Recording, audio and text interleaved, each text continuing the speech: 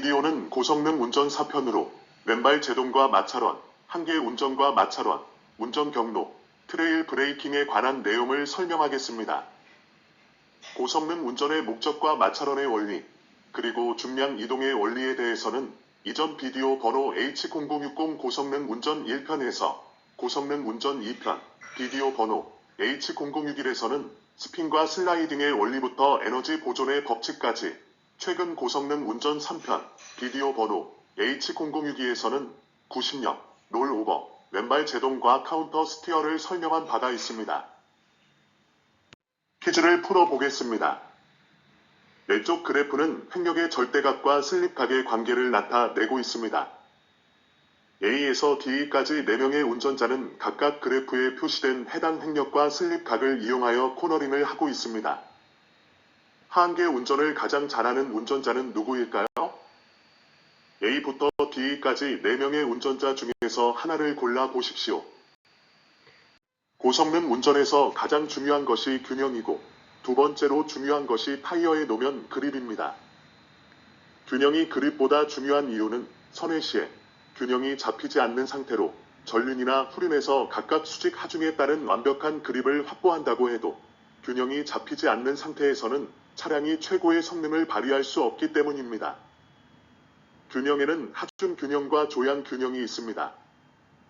이들을 차례로 살펴보겠습니다. 차량의 하중 균형은 차량의 중량 분포로부터 결정됩니다. 전륜과 후륜의 수직 하중을 WF와 WR, 전륜과 후륜의 최대 횡력을 FY, Fmax, FYR max, 전륜과 후륜의 마찰 계수를 µF, µR로 나타내고 전체 차량 중량을 W라고 나타내면 전체 차량 중량 W는 일식과 같이 전륜 수직 하중과 후륜 수직 하중의 합으로 나타낼 수 있습니다. 또한 기하학적인 관계로부터 전륜 수직 하중과 후륜 수직 하중은 무게 중심으로부터 전후륜 축까지 수직거리를 사용하여 20과 30으로 각각 나타낼 수 있습니다. 여기서 다시 전륜과 후륜의 최대 횡력은 수직 하중의 마찰 계수를 곱한 값이므로 40과 50으로 각각 나타낼 수 있습니다. 나아가서 전륜과 후륜의 마찰 계수가 60과 같이 동일하고 무게 중심으로부터 전륜과 후륜의 축까지의 거리가 70과 같이 서로 같다면 전륜과 후륜의 수직 하중은 80과 같이 서로 같은 값을 갖고 이에 따라 선회 중 발생하는 전륜과 후륜의 최대 횡력도 90과 같이 동일한 값을 갖게 됩니다. 전륜과 후륜의 최대 횡력이 동일하면 차량은 최대 횡력에 상응하는 최대의 속도로 선회 구간을 주행할 수 있습니다. 이와 같이 하중 균형이 이루어지면 해당 차량은 그렇지 않는 차량 대비 더 빠른 속도로 선회 구간을 주행할 수 있습니다. 이 내용은 앞서의 비디오 H0062에서 설명한 바가 있습니다. 여기 그림은 수직 하중에 따른 타이어의 최대 횡력을 나타냅니다. 왼쪽 그림은 하중 편향을 갖는 차량의 최대 횡력을 보여줍니다. 전륜 수직 하중이 4kN이고 후륜 수직 하중이 6kN일 때 전륜과 후륜의 최대 횡력을 수직축의 크기로 나타내었으며 이들의 합을 맞대 그래프로 나타내었습니다. 같은 방법으로 오른쪽에 맞대 그래프는 하중 균형이 이루어진 차량의 최대 횡력을 보여줍니다. 전륜 수직 하중이 5kN이고 후륜 수직 하중도 동일한 5kN일 때 전륜과 후륜의 최대 횡력을 수직축의 크기로 나타내었으며 이들의 합을 맞대 그래프로 나타내었습니다. 그림에 나타낸 바와 같이 이들 최대 횡력의 합은 하중 균형 차량이 하중 편향 차량보다 더 큰 값을 갖습니다. 이 그림에 나타낸 바와 같이 횡력은 차량의 수직 하중이 증가하는 비율 대비 적은 비율로 증가하기 때문에 전륜과 후륜의 수직 하중이 같은 하중 균형 차량 대비 그렇지 않은 차량은 어떤 경우에서도 최대 횡력 값이 작다는 것을 알 수 있습니다. 여기 보이는 맞대 그래프의 크기는 마찰원의 반경과 동일한 값을 갖습니다. 이를 상세히 알아보겠습니다. 하중 균형이 이루어지지 않고 전륜과 후륜 사이에 하중 편향이 있으면 어떻게 되는지를 계속 알아보겠습니다. 여기 보이는 차량은 앞서 살펴본 하중 균형이 이루어진 차량과 중량은 동일하나 전륜의 수직 하중이 후륜의 수직 하중과 같지 않고 크거나 작은 경우를 나타내고 있습니다.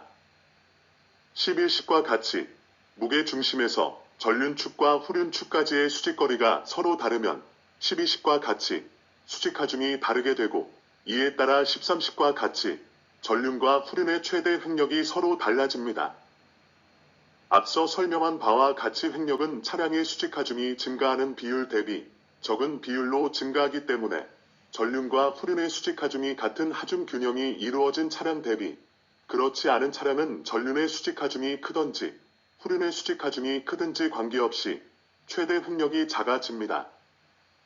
따라서 14식에 나타낸 바와 같이 하중 균형이 이루어지지 않은 차량의 최대 횡력값 F1Y max는 케이스 0에서 살펴본 하중 균형을 이룬 차량의 최대 횡력값 F0Y max 대비 작아집니다. 이를 확인하기 위하여 전륜 하중 편향과 후륜 하중 편향에 대하여 각각 살펴보겠습니다. 전륜 하중 편향은 무게 중심에서 전륜까지의 거리 LF가 무게 중심에서 후륜까지의 거리 LR보다 적을 때 발생합니다. 전륜과 후륜의 마찰계수가 60과 같이 같고 15식과 같이 전륜의 수직 하중 값이 후륜의 수직 하중 값보다 큰 경우에 대해서 알아보겠습니다. 전륜과 후륜의 횡력은 수직 하중과 마찰계수를 이용하여 16식과 17식과 같이 각각 나타낼 수 있습니다. 전륜의 수직 하중 WF가 후륜의 수직 하중 WR보다 크기 때문에 최대 횡력도 전륜이 후륜보다 18식과 같이 큰 값을 갖습니다. 전륜과 후륜의 전체 횡력은 12식으로 나타낼 수 있으며 앞서 설명한 바와 같이 횡력은 차량의 수직 하중이 증가하는 비율 대비 적은 비율로 증가하기 때문에 전륜과 후륜의 수직 하중이 같은 하중 균형이 이루어진 차량 대비 최대 횡력이 작아집니다. 따라서 14B식에 나타낸 바와 같이 하중 균형이 이루어지지 않은 차량의 최대 횡력값 F2Y max는 케이스 0에서 살펴본 하중 균형을 이룬 차량의 최대 횡력값 F0Y max 대비 작아집니다. 이상의 내용을 마찰원으로 설명할 수가 있습니다. 여기서 녹색원은 전륜 마찰원을, 적색원은 후륜 마찰원을, 파란원은 하중 균형 차량의 마찰원을 나타냅니다.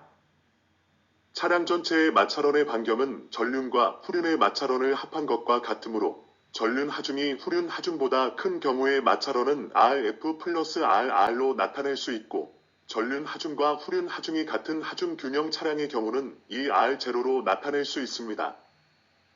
그림에서 직관적으로 나타낸 바와 같이 이 R0는 RF 플러스 RR보다 큽니다. 따라서 이들의 관계를 부등식을 사용하여 14A식으로 나타낼 수 있습니다. 1호부터 식 14B에 나타낸 바와 같이 하중 균형 차량이 전륜 하중 편향 차량보다 더 큰 횡력을 발생시킨다는 것을 알 수 있습니다. 후륜 하중 편향은 무게 중심에서 후륜까지의 거리 LR이 무게 중심에서 전륜까지의 거리 LF보다 적을 때 발생합니다. 전륜과 후륜의 마찰계수가 60과 같이 같고 19식과 같이 전륜의 수직 하중 값이 후륜의 수직 하중 값보다 작은 경우에 대해서 알아보겠습니다. 전륜과 후륜의 횡력은 수직 하중과 마찰계수를 이용하여 20식과 21식과 같이 각각 나타낼 수 있습니다. 후륜의 수직 하중 WR이 후륜의 수직 하중 WF보다 크기 때문에 최대 횡력도 후륜이 전륜보다 22식과 같이 큰 값을 갖습니다. 전륜과 후륜의 전체 횡력은 10C식으로 나타낼 수 있으며 앞서 설명한 바와 같이 횡력은 차량의 수직 하중이 증가하는 비율 대비 적은 비율로 증가하기 때문에 전륜과 후륜의 수직 하중이 같은 하중 균형이 이루어진 차량 대비 최대 횡력이 작아집니다. 따라서 14C식에 나타낸 바와 같이 하중 균형이 이루어지지 않은 차량의 최대 횡력값 F2Y max는 케이스 0에서 살펴본 하중 균형을 이룬 차량의 최대 횡력값 F0Y max 대비 작아집니다. 이상의 내용을 마찰원으로 설명할 수가 있습니다. 여기서 녹색원은 전륜 마찰원을, 적색원은 후륜 마찰원을, 파란원은 하중 균형 차량의 마찰원을 나타냅니다. 차량 전체의 마찰원의 반경은 전륜과 후륜의 마찰원을 합한 것과 같으므로 후륜 하중이 전륜 하중보다 큰 경우의 마찰원은 RF 플러스 RR로 나타낼 수 있고 전륜 하중과 후륜 하중이 같은 하중 균형 차량의 경우는 이 R0로 나타낼 수 있습니다. 그림에서 직관적으로 나타낸 바와 같이 이 R0는 RF 플러스 RR보다 큽니다. 따라서 이들의 관계를 부등식을 사용하여 14A식으로 나타낼 수 있습니다. 1호부터 14C에 나타낸 바와 같이 하중 균형 차량이 후륜 하중 편향 차량보다 더 큰 횡력을 발생시킨다는 것을 알 수 있습니다. 조향 균형은 뉴트럴 스티어를 의미합니다. 차량에서 언더스티어나 오버스티어가 발생하면 차량이 불안정해지고 운전자는 이를 바로 잡기 위한 조치를 해야 하기 때문에 주행 속도가 줄어들게 되고 차량 운전의 효율성이 떨어집니다. 가장 이상적인 자동차는 선의 가속 시의 전륜과 후륜의 슬립각이 증가하면서 완벽한 뉴트럴 스티어를 나타내는 차량이라고 생각하기 쉽지만 차량에서 이를 구현하기가 어렵고 실제로 고성능 운전에 알맞은 자동차는 약간의 언더스티어 경향이 있는 차량입니다. 약간의 언더스티어가 있는 차량은 운전자가 선회할 때 마찰원의 한계를 잘 느낄 수 있도록 도와주고 안전 마진을 확보해 줍니다. 운전자는 왼발 제동으로 전륜의 무게를 증가시켜서 선회 구간의 정점까지 언더스티어를 극복할 수 있으며 선회 구간이 정점부터 조향이를 풀면서 가속을 하면 슬립각이 감소하면서 후륜의 무게가 증가함으로 오버스티어를 극복할 수 있습니다. 이 내용은 폴 헤이니의 책 인사이드 레이싱 테크놀로지 144페이지에 나와 있습니다. 언더스티어와 오버스티어가 발생하면 운전자는 이를 바로 잡기 위한 조치를 해야 합니다. 언더스티어가 발생하면 조향휠을 직진 방향으로 풀어서 슬립각을 줄여야 하고 제동을 해서 전륜 수직 하중을 증가시켜 마찰원을 키움으로써 여유 마찰력을 확보해야 합니다. 오버스티어가 발생하면 조향휠을 차량 회전의 반대 방향으로 재빨리 돌려서 슬립각을 줄여야 하고 가속을 해서 후륜 수직 하중을 증가시켜 마찰원을 키움으로써 여유 마찰력을 확보해야 합니다. 이와 같이 언더스티어나 오버스티어가 발생하면 운전자는 이에 대한 대응 운전을 해야 하기 때문에 주행 속도가 줄어들게 되고 차량 운전의 효율성이 떨어집니다. 왼발 제동 혹은 힐앤토 시프팅으로 가속 페달과 브레이크 페달을 동시에 밟을 때 구동륜에서 어떤 일이 일어나는지를 알아보겠습니다. 제동 장치 토크와 엔진 토크는 각각 휠과 타이어로 전달되는 것이 아니고 두 개의 상반된 토크가 서로 합쳐진 다음 남는 최종 토크가 휠과 타이어로 전달됩니다. 제동 장치 토크가 크면 제동력으로 나타나고 엔진 토크가 크면 가속력으로 나타납니다. 두 개의 토크가 서로 같으면 타이어의 이들로 인한 힘은 서로 상쇄되어 없어지므로 휠과 타이어는 자유주행 상태가 됩니다. 엔진, 트랜스미션, 드라이브 샤프트, 디스크, 휠, 타이어까지 이어지는 동력 전달 계통에서 엔진부터 디스크까지는 구동력과 제동력이 함께 작용됩니다. 그러므로 이 과정에서 제동 장치 토크와 엔진 토크가 같이 크기가 크면 파워트레인 계통에 힘이 크게 작용하므로 변형, 내구 혹은 피로 파괴 문제가 발생할 수 있으니 주의해야 합니다. 또한 트랜스미션이 중립 상태가 아닐 때 가속 페달과 브레이크 페달을 동시에 사용하는 왼발 제동을 하는 과정에서 엔진 회전 속도와 주행 속도가 서로 맞지 않으면 구동륜이 잠기고 엔진의 시동이 꺼질 수 있므로 주의해야 합니다. 트랜스미션의 높은 단의 기어가 연결된 채로 제동으로 차속이 계속 낮아지면 시동이 꺼질 수 있습니다. 트랜스미션이 엔진과 휠을 연결하고 있는 상태로 시동이 꺼지면 유압 조향 시스템, 유압 브레이크 시스템, 브레이크 부스터 등이 장착된 경우에 이들을 사용할 수 없으므로 주의해야 합니다. 또한 가속 페달을 이용해서 전륜에서 후륜으로 중량을 이동하는 운전 기술 구현이 불가능해집니다. 레이싱이나 랠리뿐만이 아니라 일반 도로를 주행 중이라 하더라도 주행 중 시동이 꺼지면 차량 제어가 어렵고 운전자가 패닉 상태에 빠지기 때문에 큰 사고로 이어질 수 있습니다. 왼발 제동이나 힐앤토 기술을 구현할 때는 엔진 시동이 꺼지지 않도록 항상 주의해야 합니다. 전륜 구동 차량에서 직진 중에 왼발 제동을 사용하면 차량에 어떤 일이 발생하는지를 마찰원을 통하여 알아보겠습니다. 전륜에서 구동력과 제동력이 동일한 경우를 먼저 살펴보겠습니다. 전륜은 제동력과 구동력이 동일하므로 타이어에 전달되는 힘이 없습니다. 따라서 전륜의 운전 상태는 원점 5가 됩니다. 제동력은 전륜과 후륜에 모두 작용하므로 당연히 전륜과 후륜의 제동력 합은 전륜 구동력보다 큽니다.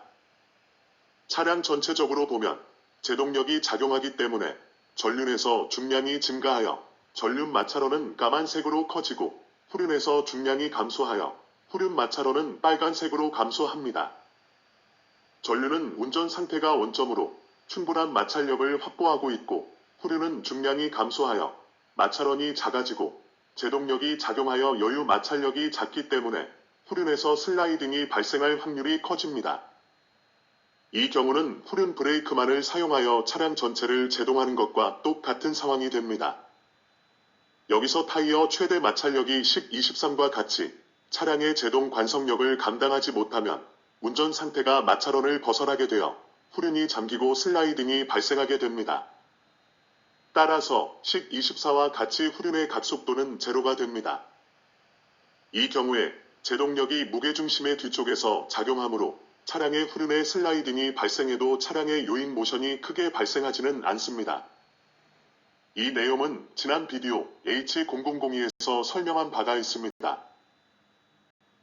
이번에는 전륜 구동 차량의 전륜에서 구동력이 제동력보다 큰 경우를 살펴보겠습니다. 전륜은 구동력이 크므로 타이어에 구동력이 전달됩니다. 따라서 전륜의 운전 상태는 원점 5가 아닌 A점이 됩니다. 여기서 제동력이 전륜과 후륜에 모두 작용되고 전륜과 후륜의 제동력 합이 전륜 구동력보다 큰 경우를 알아보겠습니다. 전륜에 구동력이 있다고 차의 전륜이 가속되는 것은 아닙니다. 전륜의 구동력이 작용해서 전륜 타이어의 변형 모드는 가속 시 변형 형상이지만 전체적인 최종 결과로 보면 차량 전체는 제동이 됩니다. 차량 전체적으로 보면 제동력이 작용하기 때문에 전륜에서 중량이 커져서 전륜 마찰원은 까만색으로 커지고 후륜에서 중량이 작아져서 후륜 마찰원은 빨간색으로 감소합니다. 따라서 후륜에서 슬라이딩이 발생할 확률이 커집니다. 이 경우는 후륜 브레이크가 차량 전체 제동력의 대부분을 감당하는 것과 똑같은 상황이 됩니다. 여기서 타이어 최대 마찰력이 10-23과 같이 차량의 제동 관성력을 감당하지 못하면 운전 상태가 마찰원을 벗어나게 되어 후륜이 잠기고 슬라이딩이 발생하게 됩니다. 따라서 10-24와 같이 후륜의 각속도는 제로가 됩니다. 이때 전륜의 최종 구동력은 상대적으로 적기 때문에 전륜에서 스핀이 발생하지는 않습니다. 이 경우에도 전과 마찬가지로 제동력이 무게중심의 뒤쪽에서 작용하므로 차량의 후륜의 슬라이딩이 발생해도 차량의 요잉 모션이 크게 발생하지는 않습니다. 이 내용은 지난 비디오 H0002에서 설명한 바가 있습니다. 이번에는 전륜 구동 차량에서 선회 중 왼발 제동에 의하여 차량 제동 시 전륜의 구동력과 제동력이 동일한 경우를 알아보겠습니다. 전륜은 제동력과 구동력이 동일하므로 전후 방향으로 타이어에 전달되는 힘은 없고 오로지 선회에 따른 횡격만 존재합니다. 따라서 전륜의 운전 상태는 A점이 됩니다. 제동력은 전륜과 후륜에 모두 작용하므로 당연히 전륜과 후륜의 제동력 합은 전륜 구동력보다 큽니다. 차량 전체적으로 보면 제동력이 작용하기 때문에 전륜에서 중량이 커져서 전륜 마찰원은 까만색으로 커지고 후륜에서 중량이 작아져서 후륜 마찰원은 빨간색으로 감소합니다. 따라서 후륜에서 슬라이딩이 발생할 확률이 커집니다. 이 경우는 차량이 선회 중에 후륜 브레이크만을 사용하여 차량 전체를 제동하는 것과 똑같은 상황이 됩니다. 앞서에 직진하는 경우와 달리 선회하는 경우에 후륜은 이미 마찰력의 대부분을 행력으로 사용하고 있기 때문에 후륜에서 제동 장치에 힘이 약간만 발생해도 운전 상태가 마찰원을 벗어나게 됩니다.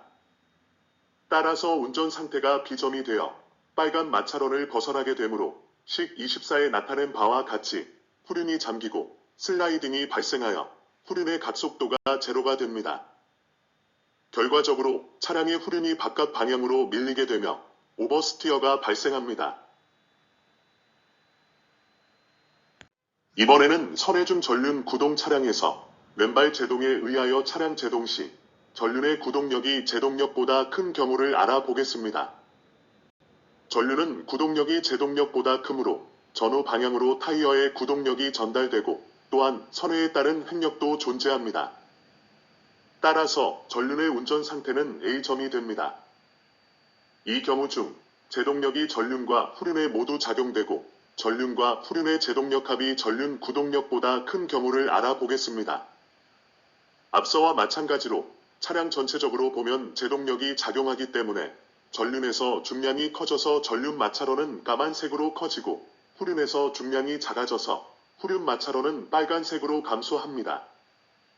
따라서 후륜에서 슬라이딩이 발생할 확률이 커집니다. 이 경우는 후륜 브레이크가 차량 전체 제동력의 대부분을 감당하는 것과 똑같은 상황이 됩니다. 여기서 후륜은 이미 마찰력의 대부분을 횡력으로 사용하고 있기 때문에 후륜에서 제동 장치에 힘이 약간만 발생해도 운전 상태가 마찰원을 벗어나게 됩니다. 따라서 운전 상태가 C점이 아닌 B점이 되어 빨간 마찰원을 벗어나게 되므로 식 24에 나타낸 바와 같이 후륜이 잠기면 슬라이딩이 발생하여 후륜의 각속도가 제로가 됩니다. 따라서 차량의 후륜이 바깥 방향으로 밀리게 되며 오버스티어가 발생합니다. 이번에는 선해중 전륜구동 차량에서 왼발 제동에 의하여 차량 제동 시 전륜의 구동력이 차량 전체 제동력보다 큰 경우를 알아보겠습니다. 전륜은 구동력이 제동력보다 크므로 전후 방향으로 타이어에 구동력이 전달되고 또한 선회에 따른 횡력도 존재합니다. 따라서 전륜의 운전 상태는 O점이 아닌 A점이 됩니다. 차량 전체적으로 보면 구동력이 작용하기 때문에 전륜에서 중량이 감소하여 전륜 마찰원은 빨간색으로 작아지고 후륜에서는 중량이 증가하여 후륜 마찰원은 까만색으로 증가합니다. 따라서 전륜에서 가속 스핀이 발생할 확률이 커집니다. 여기서 전륜은 이미 마찰력의 대부분을 횡력으로 사용하고 있기 때문에 구동력이 약간이라도 발생하면 운전 상태가 마찰원을 벗어나게 됩니다. 따라서 운전 상태가 O점이 아닌 A점이 되어 빨간 마찰원을 벗어나게 되므로 전륜 스핀이 발생합니다. 제동력의 크기에 따라 전륜 구동력과 전체 제동력의 차이가 크지 않으면 중량 이동의 효과가 줄어들게 되어 전륜 스핀과 후륜 슬라이딩이 동시에 발생할 수가 있습니다. 이 경우에 식 25에 나타낸 바와 같이 후륜이 잠기면 슬라이딩이 발생하여 각속도가 제로가 되고 전륜 스핀이 발생하면 각속도가 크게 증가하게 됩니다. 전진 운전 중에 전륜 스핀은 언더 스티어를 발생시키고 전륜을 조향 불능 상태로 만듭니다. 따라서 차의 민첩성과 안정성을 떨어뜨려서 고성능 운전에 바람직하지 않으므로 이와 같은 운전 상태가 발생하지 않도록 주의해야 합니다. 지금부터는 후륜 구동 차량에서 직진 중에 왼발 제동을 사용하면 차량에 어떤 일이 발생하는지 마찰원을 통하여 알아보겠습니다. 후륜에서 구동력과 제동력이 동일한 경우를 먼저 살펴보겠습니다. 후륜은 제동력과 구동력이 동일하므로 타이어에 전달되는 힘이 없습니다. 따라서 후륜의 운전 상태는 원점 C가 됩니다. 제동력은 전륜과 후륜에 모두 작용하므로 당연히 전륜과 후륜의 제동력 합은 후륜 구동력보다 큽니다.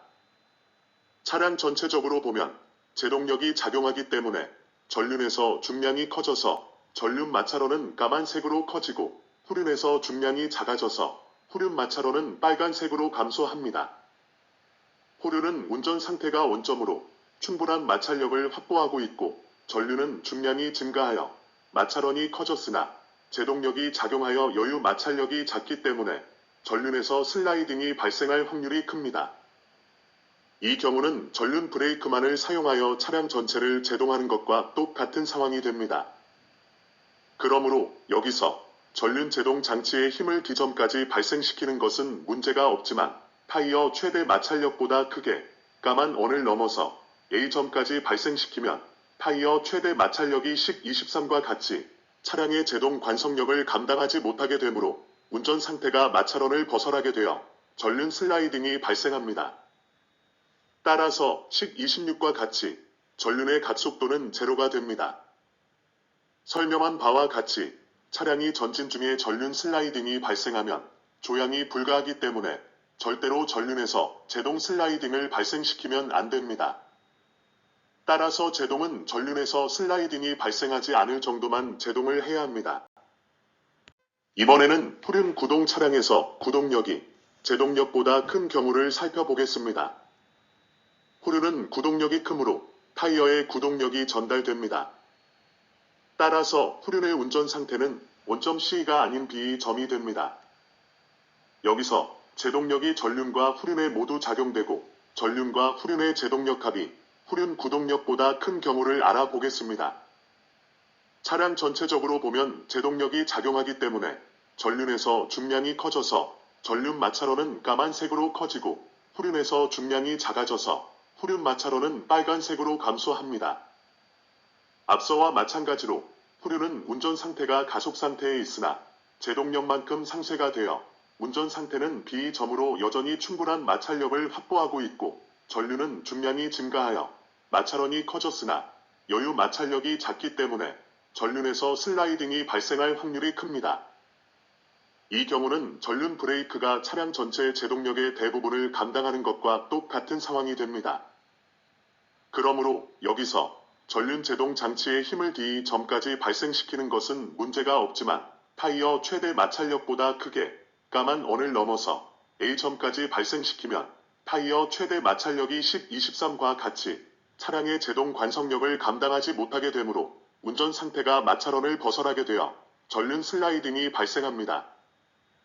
따라서 10, 26과 같이 전륜의 각속도는 제로가 됩니다. 차량이 전진 중에 전륜 슬라이딩이 발생하면 조향이 불가하기 때문에 절대로 전륜에서 제동 슬라이딩을 발생시키면 안 됩니다. 따라서 제동은 전륜 슬라이딩이 발생하지 않을 정도만 제동을 해야 합니다. 이번에는 후륜 구동 차량에서 선회 중 왼발 제동에 의하여 차량 제동 시 후륜의 구동력과 제동력이 동일한 경우를 알아보겠습니다. 후륜은 제동력과 구동력이 동일하므로 전후 방향으로 타이어에 전달되는 힘은 없고 오로지 선회에 따른 횡력만 존재합니다. 따라서 후륜의 운전 상태는 C점이 됩니다. 제동력은 전륜과 후륜 모두에서 작용되므로 당연히 전륜과 후륜의 제동력 합은 전륜 구동력보다 큽니다. 차량 전체적으로 보면 제동력이 작용하기 때문에 전륜에서 중량이 커지고 후륜에서 중량이 감소합니다. 따라서 전륜 마찰원은 까만색으로 증가하여 운전 상태는 A점이 되고 후륜 마찰원은 빨간색으로 감소하여 운전 상태는 C점이 됩니다. 따라서 후륜에서 슬라이딩이 발생할 확률이 커집니다. 앞서의 직진하는 경우와 달리 선회하는 경우에 후륜은 이미 마찰력의 대부분을 횡력으로 사용하고 있기 때문에 전체 제동 장치의 힘을 약간만 발생시키면 후륜에서 수직 하중이 감소하여 빨간 마찰원으로 줄어들게 되고 운전 상태가 마찰원을 벗어나게 됩니다. 그림에서와 같이 운전 상태는 C점으로 같으나 마찰원이 빨간색 원으로 줄어들어 운전 상태가 마찰원을 벗어나게 되므로 여유 마찰력이 제로가 됩니다. 결과적으로 차량의 후륜이 바깥 방향으로 밀리게 되며 오버스티어가 발생합니다. 이번에는 선회 중 후륜 구동 차량에서 왼발 제동에 의하여 차량 제동 시 후륜의 구동력이 제동력보다 큰 경우를 알아보겠습니다. 후륜은 구동력이 제동력보다 크므로 전후 방향으로 타이어에 구동력이 전달되고 또한 선회에 따른 횡력도 존재합니다. 따라서 후륜의 운전 상태는 B점이 됩니다. 제동력이 전륜과 후륜에 모두 작용되고 전륜과 후륜의 제동력 합이 전륜 구동력보다 큰 경우를 알아보겠습니다. 앞서와 마찬가지로 차량 전체적으로 보면 제동력이 작용하기 때문에 전륜에서 중량이 커져서 전륜 마찰원은 까만색으로 커지고 후륜에서 중량이 작아져서 후륜 마찰원은 빨간색으로 감소합니다. 따라서 후륜에서 슬라이딩이 발생할 확률이 커집니다.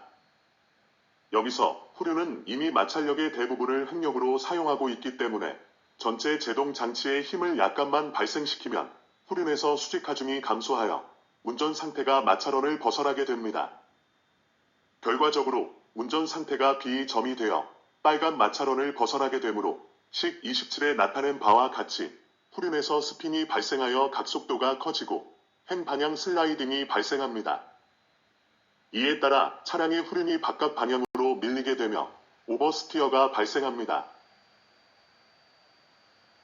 이번에는 선회 중 후륜 구동 차량에서 왼발 제동에 의하여 차량 제동 시 후륜의 구동력이 차량 전체 제동력보다 큰 경우를 알아보겠습니다. 후륜은 구동력이 제동력보다 크므로 전후 방향으로 타이어에 구동력이 전달되고 또한 선회에 따른 횡력도 존재합니다. 따라서 후륜의 운전 상태는 C점이 아닌 B점이 됩니다. 차량 전체적으로 보면 구동력이 작용하기 때문에 전륜에서 중량이 감소하여 전륜 마찰원은 빨간색으로 작아지고 후륜에서는 중량이 증가하여 후륜 마찰원은 까만색으로 증가합니다. 따라서 전륜에서 횡방향 슬라이딩이 발생할 확률이 커집니다. 여기서 전륜은 이미 마찰력의 대부분을 횡력으로 사용하고 있기 때문에 제동력이 약간이라도 발생하면 운전 상태가 A점이 되고 마찰원을 벗어나게 됩니다. 따라서 운전 상태 A점은 빨간 마찰원을 벗어나게 되므로 전륜 슬라이딩이 발생합니다. 전륜 제동 장치 힘이 노면 마찰력을 초과하고 후륜 엔진 구동력과 전체 제동 장치 힘의 차이가 크지 않으면 중량 이동의 효과가 줄어들게 되므로 전륜 슬라이딩과 후륜 스핀이 동시에 발생할 수도 있습니다. 이 경우에 식 28에 나타낸 바와 같이 후륜 각속도가 크게 증가하여 스핀이 발생하고 전륜 각속도는 제로가 되어 슬라이딩이 발생합니다. 전진 운전 중에 전륜 슬라이딩은 언더스티어를 발생시키고 전륜을 조향불능 상태로 만듭니다. 따라서 차의 민첩성을 떨어뜨려서 고성능 운전에 바람직하지 않으므로 이와 같은 운전 상태가 발생하지 않도록 주의해야 합니다. 왼발 제동은 전륜 구동에서 대단히 유용한 기술이고 후륜 구동 차량에서 왼발 제동은 엔진 RPM을 파워밴드에 유지하는 한편 속도를 줄이면서 코너링을 할 때 사용합니다. 미하일 슈마어는 포뮬라1 경주에서 코너링을 하는 동안 풀스로틀로 악셀 페달을 밟고 브레이크 페달로 속도를 조절한 최초의 운전자로 왼발 제동의 달인이었습니다. 슈마어의 풀스로틀 코너링에 대한 스토리는 레프트 풋 브레이킹 포뮬러1 딕셔너리 .net에 나와 있습니다. 넬리 경기에서 감속 후 왼발 제동과 후륜 스핀을 이용하여 샤프턴 구간을 통과하는 방법을 알아보겠습니다. 그림에 나타낸 바와 같이 샤프턴 입구까지 가속 페달을 일정한 스트로크로 계속 밟고 있는 상태 그대로 왼발 제동으로 차량의 속도를 줄인 다음 브레이크 페달을 적당하게 풀어주면 엔진 RPM을 파워밴드에 유지하는 한편 속도를 줄이지 않고 후륜 가속 스핀을 발생시킬 수 있으므로 이때 발생하는 횡 슬라이딩에 의한 오버스티어를 이용하여 선의 구간을 통과할 수 있습니다. 가속 페달을 끝까지 밟을 필요는 없고 필요한 만큼만 일정 스트로크를 유지하면 됩니다. 이 상태로 브레이크 페달을 적당한 양만큼 풀어주면 후륜 스핀에 의해서 횡 방향 슬라이딩이 발생하고 이때 발생하는 오버스티어로 차량은 선회 구간을 통과할 수 있습니다. 선회 시 전륜 구동에서 왼발 제동은 브레이크를 밟아줌으로써 후륜의 슬라이딩을 발생시켜 차량을 회전시키지만 후륜 구동에서 왼발 제동은 브레이크를 풀어줌으로써 후륜의 스핀을 발생시켜 차량을 회전시킨다는 차이점을 이해하십시오. 넬리 주행 중 감속이 필요 없는 샤프턴 구간에서 노면 마찰력 이상으로 가속력을 발생시키면 횡 방향 슬라이딩을 동반한 후륜 스핀이 발생합니다. 여기서 발생한 횡 방향 슬라이딩으로 후륜이 바깥 방향으로 미끄러지면서 오버스티어가 발생합니다. 후륜 스핀이 발생하면 후륜의 마찰원은 까만 원으로 감소하고 운전 상태는 B점이 되기 때문에 횡 방향으로 슬라이딩이 발생하게 되는 것입니다. 이 경우에 식 27에 나타낸 바와 같이 후륜의 각속도는 크게 증가하고 전륜의 각속도는 거의 변하지 않습니다. 후륜에서 스핀이 발생하면 구동력이 크게 줄어들기 때문에 전륜의 마찰원은 크게 변하지 않습니다. 회전 중에는 스핀을 발생시키기 위해서 가속 페달을 끝까지 밟을 필요가 없으며 필요한 만큼만 밟아주면 됩니다. 적당한 시점에 가벼운 왼발 제동을 하면 후륜 스핀이 정지되기 때문에 엔진 RPM을 파워밴드 구간에 유지하면서 횡방향 슬라이딩을 멈출 수 있습니다. 고성능 운전은 차량이 갖고 있는 능력을 최대한 발휘하게 해야 합니다. 따라서 고성능 운전에서는 타이어가 가지고 있는 마찰력의 최대의 한계를 이용해야 합니다. 이를 한계의 운전이라고 합니다. 이를 슬립각과 횡력 그래프로 설명하면 이해가 쉽게 됩니다. 그림의 A, B, C, D점은 각각의 운전자 A, B, C, D가 이용하는 운전 상태를 나타냅니다. 그림의 내용으로부터 슬립각은 식 29에 나타난 바와 같이 A 운전자가 가장 작고 B 운전자가 가장 큽니다. 또한 횡력은 식 30에 나타낸 바와 같이 A 운전자와 B 운전자가 같고 식 31에 나타낸 바와 같이 C 운전자와 D 운전자가 같습니다. 그림으로부터 횡력의 절대 값은 C와 D 운전자가 A와 B 운전자보다 큽니다. 마찰원을 사용하여 어떻게 운전해야 하는지를 알아보겠습니다. 하한계 운전을 마찰원을 통하여 살펴보겠습니다. A 운전자와 C 운전자의 마찰원은 녹색원으로 여유 마찰력을 가지고 있습니다. 따라서 타이어의 스핀이나 슬라이딩에 의한 횡방향 슬라이딩은 발생하지 않는 운전 상태에 있습니다. 한편 B 운전자와 D 운전자의 마찰원은 최대 횡력 값을 넘어갔기 때문에 스핀이나 슬라이딩에 의한 횡 슬라이딩이 발생하여 여유 마찰력이 제로인 운전 상태에 있습니다. B와 D는 A와 C의 운전 상태 대비 횡방향 슬라이딩으로 타이어 온도가 올라가고 마모가 증가합니다. A와 C 운전자의 경우에 약간의 슬립각 증가는 횡력을 증가시키지만 B와 D 운전자의 경우에는 약간의 슬립각 증가는 슬립을 가속시키고 마찰원을 축소시켜서 운전 효율을 악화시킵니다. 따라서 그림의 4명의 운전자 중 레이스 차량의 운전 상태가 가장 좋은 운전자는 스핀이나 슬라이딩을 발생시키지 않고 최대 횡력을 사용하는 시운전자입니다. 레이싱에서 스핀이나 슬라이딩을 발생시키면서 코너링을 하면 보기는 멋있고 힘이 있어 보이지만 사실은 그렇지 않습니다. 오히려 이용해야 할 힘을 슬라이딩이나 스핀에 의한 마찰열로 소진시켜 운전 효율을 악화시키기 때문에 슬라이딩이나 스핀이 발생하지 않도록 조심해야 합니다. 레이싱 초기의 드라이브 라인은 그림에 나타낸 바와 같이 직선 구간에서 풀스로틀 가속을 하던 차량이 P점에서부터 전부하 제동을 해서 곡선을 최단 시간 내에 통과할 수 있는 속도 VQ로 줄인 다음 일정 속도를 유지한 채로 R 지점까지 곡선 구간을 주행하고 R 지점에서 다시 풀스로틀 가속을 시작해서 코너를 빠져나가는 것입니다.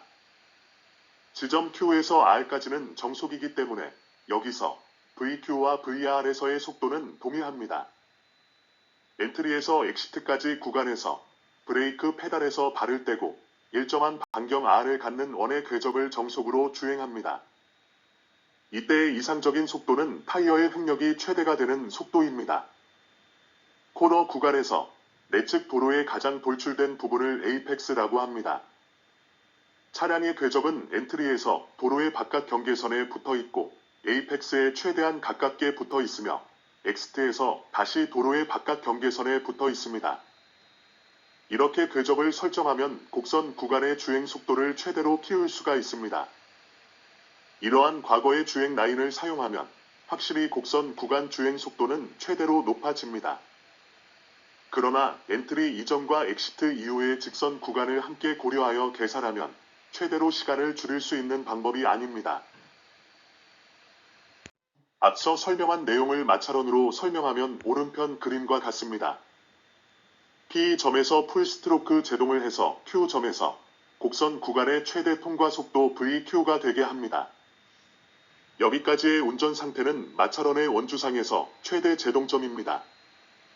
다음 Q부터 R점까지는 브레이크 페달에서 발을 떼고 정속으로 반경 R을 갖는 주행 라인을 우회전 주행을 하므로 이 구간 Q부터 R까지의 운전 구간은 마찰원의 원주상에서 우회전 최대 횡력점입니다. 곡선 구간이 완료되고 직선 구간이 시작되는 엑시트 지점부터는 풀스로틀 가속을 함으로 마찰원의 원주상에서 최대 가속점입니다. 현재 대부분의 레이서들이 선호하는 방법은 과거 라인보다 시간을 더 단축할 수 있는 방법으로 그림에 나타낸 바와 같이 직선 주행 구간을 키우고 곡선 주행 구간을 줄이는 라인입니다. 과거 라인 대비해서 엔트리 지점 Q가 곡선부로 깊숙이 들어가 있고 엑시트 지점 R이 더 일찍 시작한다는 것을 알 수 있습니다. 또한 회전 반경을 보면 과거 라인의 R 대비 현대 라인에서는 R0와 R1으로 작아졌음을 알 수 있습니다. 여기서 현대 라인의 주행 반경은 과거 라인처럼 고정 반경 R이 아니고 반경 R0부터 반경 R1의 값으로 T점까지 점차로 줄어든 다음 다시 가속을 하면서 R점까지 점차로 커집니다. 이와 같이 하면 직선 구간이 길어져서 풀스트로크 가속 구간을 더 많이 확보할 수 있으므로 주행 시간을 더 줄일 수 있습니다. 물론 곡선 구간에서 주행 속도가 과거 라인 대비 줄어들기 때문에 주행 시간이 줄어들지만 직선 구간에서 그 이상으로 보상을 받을 수 있기 때문에 전체 주행 시간을 과거 라인 대비 더 줄일 수가 있습니다. 브레이크 조작 방법은 앞서 과거 라인과 완전히 다릅니다. 풀스트로크 제동을 엔트리에서 완전히 풀어버리는 것이 아니고 코너 구간의 중간까지 점차로 줄여갑니다. 반면에 조향각은 점점 커집니다. 따라서 앞서와 같이 지점 Q에서 R까지 일정 반경을 갖는 곡선 라인을 주행하는 것이 아니고 대략 중간 지점 T까지 반경이 계속 줄어드는 라인을 주행합니다. T 지점에 해당하는 한순간에는 제동력과 가속력이 동일하게 되어 타이어의 전후 방향으로 걸리는 힘이 완전히 사라집니다. T점을 지난 후에는 조영이를 점점 직진 상태로 풀어주면서 브레이크 페달을 부드럽게 풀어줍니다. R점에서부터는 브레이크 페달을 완전히 풀고 조향이를 직진 방향으로 서서히 고정시키고 풀스트로크로 가속합니다. 이와 같이 운전을 하면 커브 구간에서 회전 반경이 계속 변합니다. 회전 반경은 선회가 시작되는 Q점과 선회가 끝나는 R점에서 가장 크고 중간인 T점에서 가장 작습니다. 왼발 제동을 사용하는 경우에 엑시트 지점에서 주의할 것은 곡선 주행이 완료되고 차량의 롤이 안정될 때 브레이크 페달을 완전히 풀어야 합니다. 너무 빨리 급하게 브레이크 페달에서 발을 떼면 구동력이 모든 구동륜에 균등하게 전달되지 않은 상태로 가속이 되므로 휠스핀이나 요모션에 문제가 발생할 수 있습니다. 앞서 설명한 내용을 마찰원으로 설명하면 오른편 그림과 같습니다. T점에서 풀스트로크 제동을 해서 Q점에서 곡선 구간의 최대 통과 속도 VQ가 되게 합니다. 여기까지의 운전 상태는 마찰원의 원주상에서 최대 제동점입니다.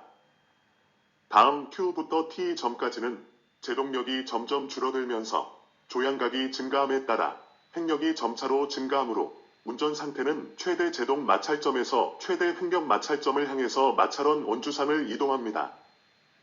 T점의 운전 상태는 제동력과 구동력이 모두 없어지므로 마찰원 원주상에서 최대 횡력값을 나타내는 T점에 위치합니다.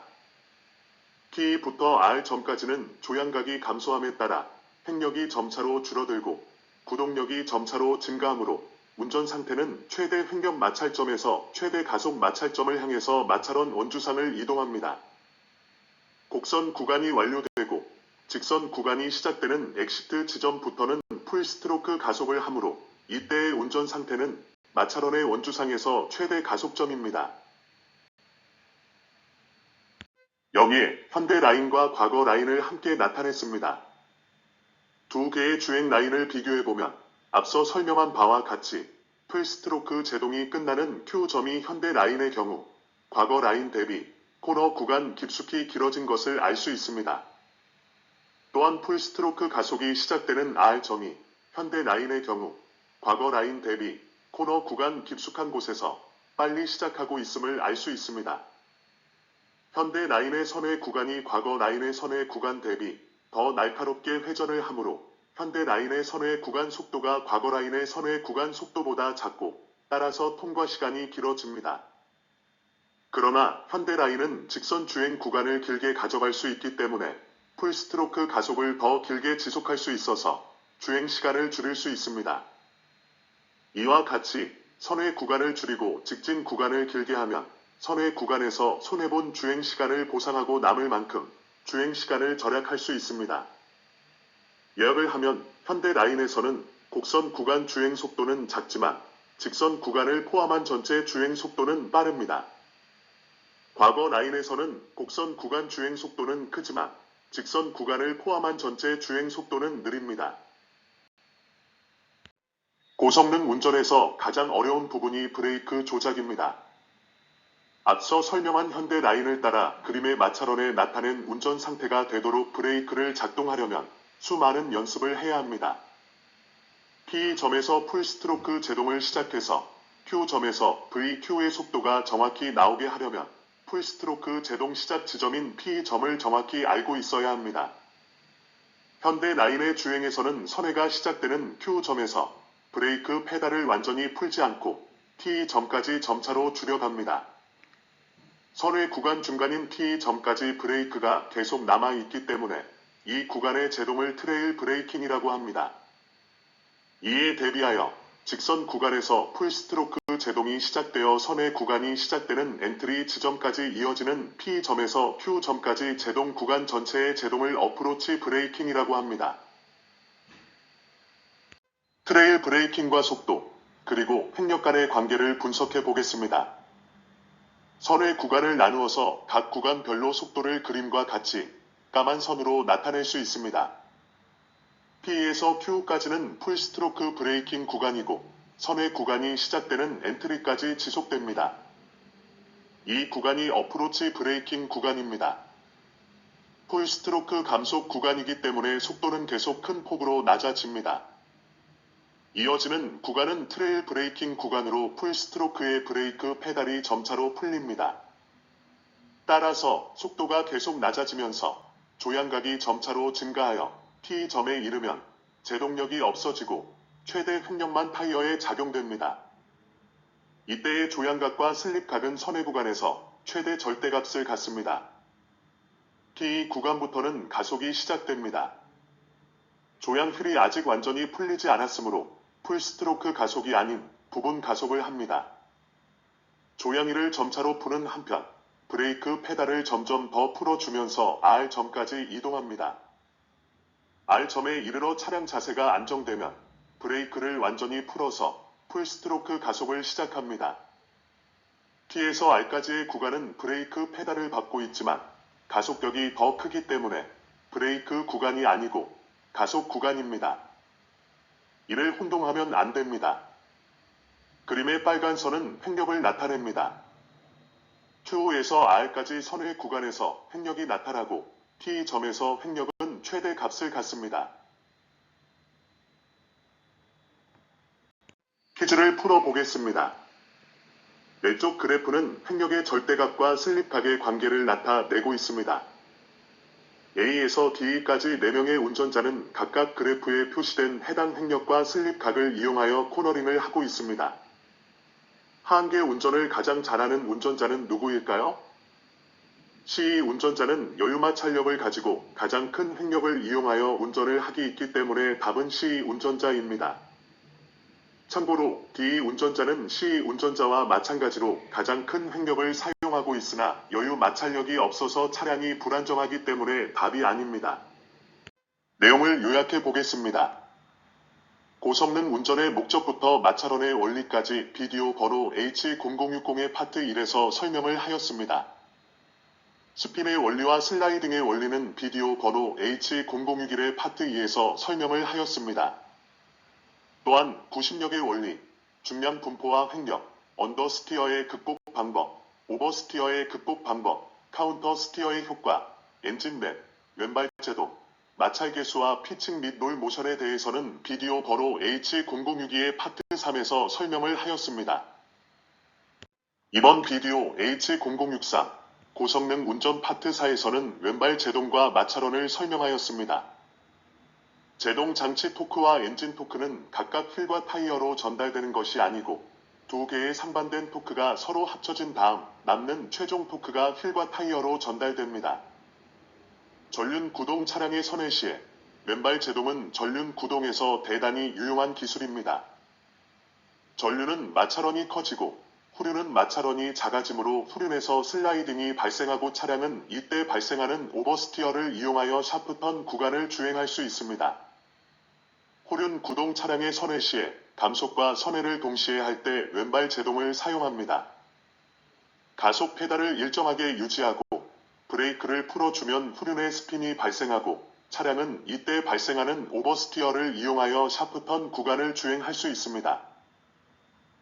한계운전은 타이어 마찰력의 최대의 한계를 이용하는 운전이며 운전 상태는 마찰원의 원주상의 점으로 나타낼 수 있습니다.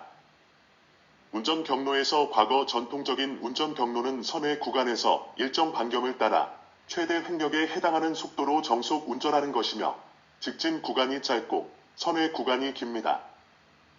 현대의 운전 경로는 선회 전반 구간에서 조향각을 키우면서 트레일 브레이킹을 하고 선회 후반 구간에서는 조향휠을 직진 방향으로 풀면서 구동력을 점차로 증가시키는 것이며 직진 구간이 길고 선회 구간이 짧습니다. 현대의 운전 경로를 사용하면 전통적 운전 경로 대비 랩타임을 줄일 수 있습니다. 트레일 브레이킹은 브레이크 페달을 완전히 풀지 않고 선회 구간 중간까지 브레이크가 계속 남아있는 브레이킹입니다. 어프로치 브레이킹은 코너 구간에 진입하기 직전의 직선 구간에서 풀스트로크 제동 구간을 나타내며 선회 구간이 시작되는 엔트리 지점까지 이어지는 브레이킹입니다.